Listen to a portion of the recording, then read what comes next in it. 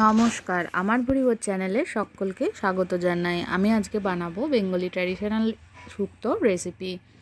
এটা বানানোর জন্য আমি আলু কেটে নিয়েছি লম্বা করে, একটু মোটা করে কেটে নিয়েছি, বেগুনও লম্বা করে কেটেছি, পেঁপে নিয়েছি, মিষ্টি আলু নিয়েছি, কাঁচকলা, সজনে ডাঁটা। মিষ্টি আলুগুলোকে এভাবে কেটে নিয়েছি। আর করলা নিয়েছি, আপনারা চাইলে উচ্ছেও নিতে পারেন। এখানে আমি বড় চামচের 1 চামচ জিরে ও বড় চামচের 1 চামচ ধনে, 4 টুকরো আদা। শুক্তোতে আদার পরিমাণটা একটু বেশি লাগে তাই বেশি নিয়েছি। আর মশলার জন্য নিয়েছি 5 ফোড়ন, আর তার সাথে নিয়ে নিয়েছি সর্ষে। এটা আমি কড়াইতে একটু ভেজে গুঁড়ো করে নেব। আর 5 ফোড়ন কিন্তু ফোড়নের জন্য ইউজ করব, 5 ফোড়ন আর সর্ষে। প্রথমে আমি মশলাটা তৈরি করে নেব। শুকনো কড়াইতে 5 ফোড়ন আর সর্ষেটা দিয়ে দিলাম।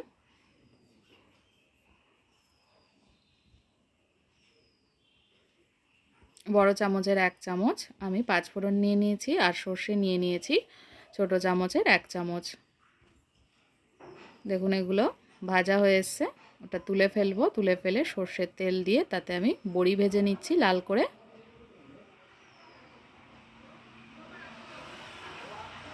বড়িটাকে অবশ্যই লাল করে ভেজে নিতে হবে। মশলাটা তৈরি করার জন্য প্রথমে একটু ঠান্ডা করে তারপরে গুঁড়ো করে নেব। বড়িগুলো তুলে ফেলছি, ভাজা হয়ে গিয়েছে।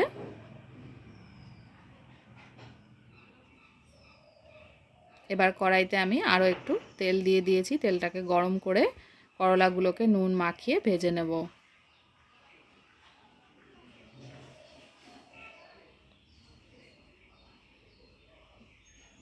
করলাগুলোকে লাল করে ভেজে নিতে হবে।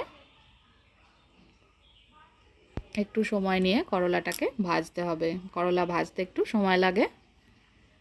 বাটা মশলাটা তৈরি হয়ে গেছে। গুঁড়ো মশলাটাকেও তৈরি করে নিয়েছি, গুঁড়ো করে নিয়েছি। করলাটা দেখুন লাল করে ভেজে তুলে রেখেছি। এবার কড়াইতে আরও তেল দিয়ে দিয়েছি। দিয়ে এবার 5 ফোড়ন আর সর্ষেটা ফোড়ন দিয়ে দিচ্ছি। ফোড়নটাকে ভেজে নেব। ফোড়নটাকে ভালো করে ভেজে নেওয়ার পরে লম্বা করে কেটে রাখা আলুগুলো এতে দিয়ে দিচ্ছি সবার প্রথমে। আলুগুলোকে আমি প্রথমে একটু ভেজে নেব, তারপরে সমস্ত বাকি সব সবজিগুলো অ্যাড করব।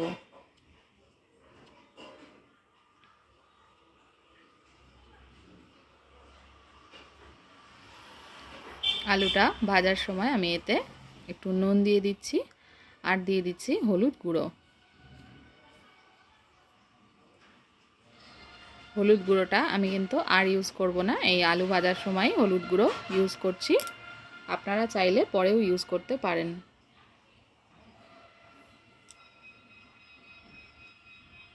আলুটা দেখুন ভাজা হয়ে এসছে। এবার আমি এতে দিয়ে দিচ্ছি বাকি সমস্ত সবজিগুলো। সজনে ডাঁটা, বেগুন, পেঁপে, কাঁচকলা ও লাল আলু। এবার এই সবজিগুলোকে আমি 10 মিনিট মতন ভেজে নেব। সবজিগুলো ভাজার সময় এতে দিয়ে দিলাম বড় চামচের 1 চামচ নুন। সবজিগুলোকে ভালো করে ভেজে নিচ্ছি।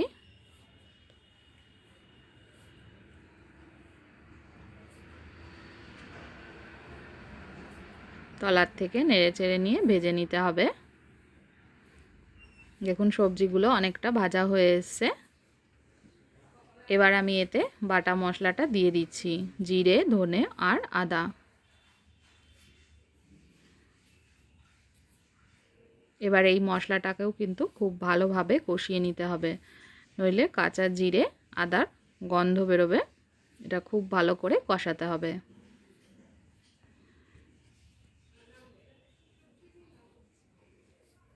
নাড়াচাড়া করে কষিয়ে নিচ্ছি।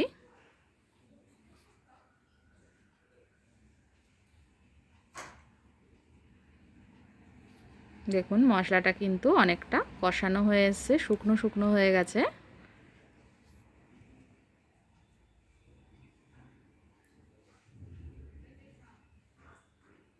পুরোপুরি কষানো হয়ে গেলে আমি এতে জল অ্যাড করছি। যেহেতু সবজিগুলোকে আমি অনেকক্ষণ ধরে ভেজেছি, তাই খুব বেশি পরিমাণে জল দেওয়ার দরকার নেই।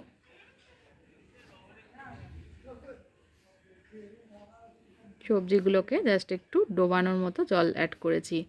এবার আমি এটা ঢাকা দিয়ে দিলাম, মিডিয়াম ফ্লেমে রেখে সবজিটা ঢাকা দিয়ে রেখেছিলাম 7-8 মিনিট। তারপরে এটা ঢাকাটা খুলে দিলাম।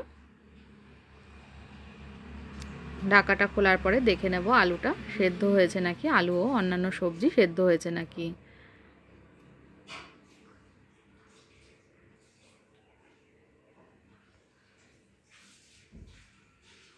সবজিগুলো প্রায় সেদ্ধ হয়ে এসছে।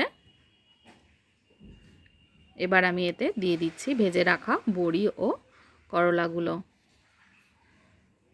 বড়ি আর করলাটাকে শুক্তোর সাথে, সবজির সাথে ভালোভাবে একটু মিশিয়ে নিচ্ছি।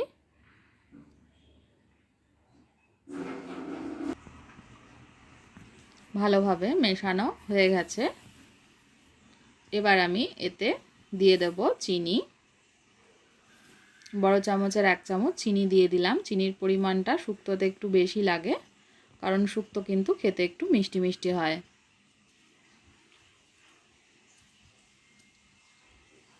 চিনিটাকে মিশিয়ে নিয়েছি। এবার আমি এতে দিয়ে দেব ভাজা মশলাটা। ভাজা যে শুক্তোর মশলাটা তৈরি করে নিয়েছিলাম সবার প্রথমে, সেটা দিয়ে দিচ্ছি। বড় চামচের 1.5 চামচ মতো মশলা আমি এতে অ্যাড করে দিলাম। মশলাটাকে এবার মিশিয়ে নেব। এই মশলাটার কিন্তু অপূর্ব সুন্দর একটা গন্ধ আছে। এবার আমি এতে দিয়ে দিচ্ছি ঘি। ছোট চামচের 1 চামচ ঘি দিয়ে দিলাম। ঘিটা ভালো করে মিশিয়ে নেব। ঘিটা ভালো করে মিশিয়ে নেওয়ার পরে একটু ঢাকা দিয়ে রেখে দেব। তারপরে সার্ভ করে দেব গরম গরম ভাতের সাথে।